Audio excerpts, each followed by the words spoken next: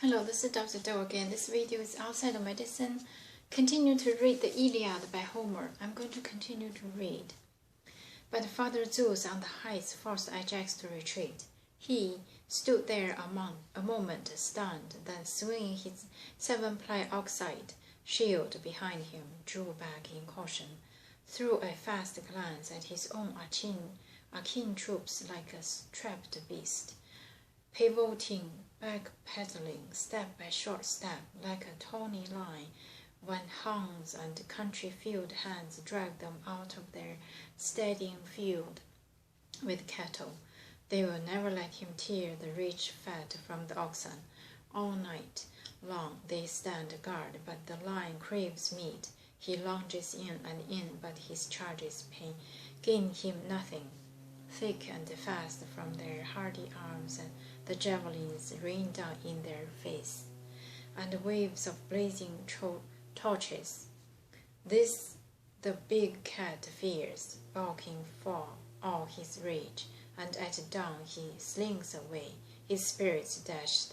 So Ajax slowly drew back from the Trojans, spirits dashed, and marched against his will.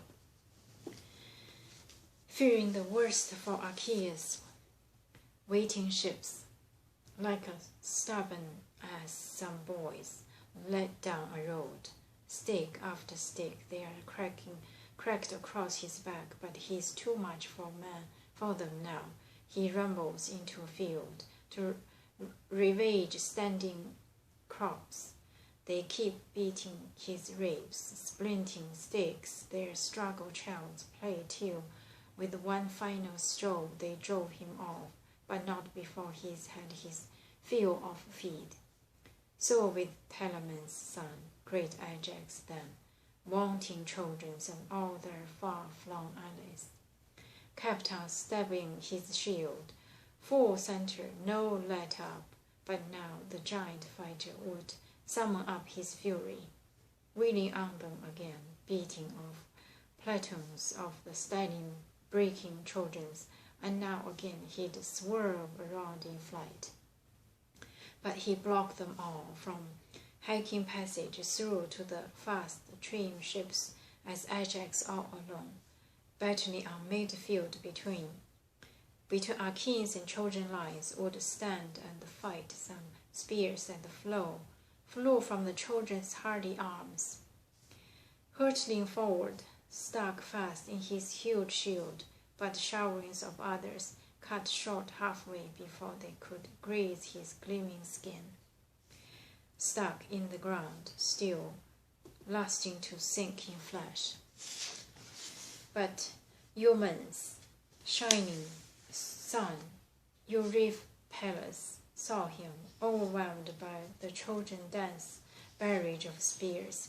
Up to his side he dashed and flanked great Ajax tight, let fly with a spear, and the glinting spear point hit the son of Physeus. Ipsaon, captain of armies, square in the liver, up under the midriff. His knee went limp as Eurypylus rushed in, starting to rip the armor off his shoulders. But now Paris spotted him, stripping Ipsaon, drew his bow at Eurypylus fast. He shot well, and the arrow struck him full in the right thigh. But the shaft snapped, and the thigh weighed down with pain. Eurypylus staggered back to his massing comrades, dodging death, and shouted a sharp, piercing cry. Friends, Lord of the Argives, all our captains, come, wheel round, stand firm, beat the merciless day of death from Ajax, overpowered, look, by a pelting rain of spears. He cannot escape, I tell you, not this wrenching battle. Stand up to them, ring, great Ajax, Telamon's son. So wounded, Eurypylus pleaded, friends around him, crowding, bracing shields against their shoulders, spear brandished high, and back to the bulking front came a giant Ajax now. The fighter turned on his heels and took his stand, once he reached that wedge of Ajib comrades. So on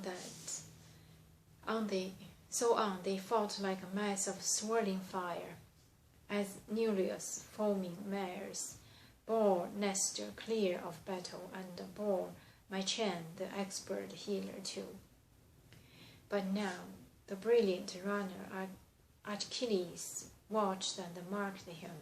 There he stood on the stern of his looming hollow hull, looking out over the uphill work and heartsick rout of war. He called at once to his friend in arms, Patroclus, shouting down from the decks. Hearing Achilles' force, he came from his shelter, striding up like the deathless god of war. But from that moment on his doom was sealed.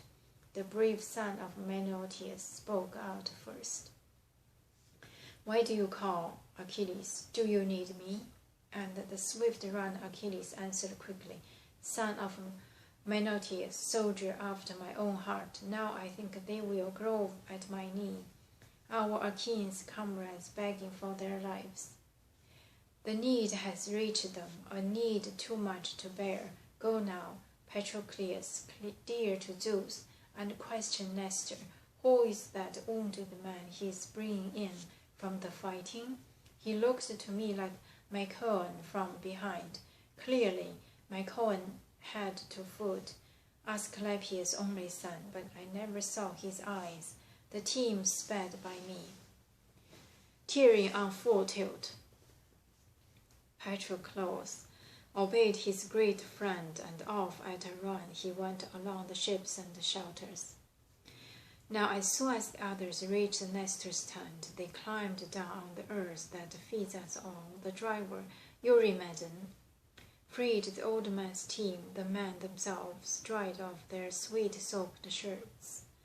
Standing against the wind, they whipped along the surf, then entered the tent and took their seats on settles.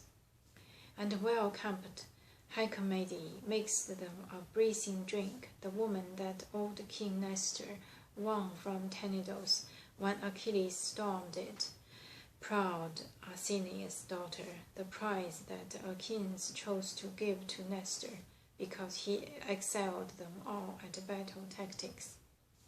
First, Hecamede pushed a table up toward them, handsome, sanded, smooth, with blue enamel legs, and on it she set a basket, braided in bronze, with onions in it, a relish for the drink, the pale gold honey along with barley meal. The grains blessed yield, and there in the midst the ground glowing cup the old king brought from home, studded with golden nails, fitting with handles, 4 or toed, and 2 doves perched on each, heads banded to drink and made of solid gold, and twin supports ran down to form the base. I'm going to stop here today and continue next time. Thank you for watching.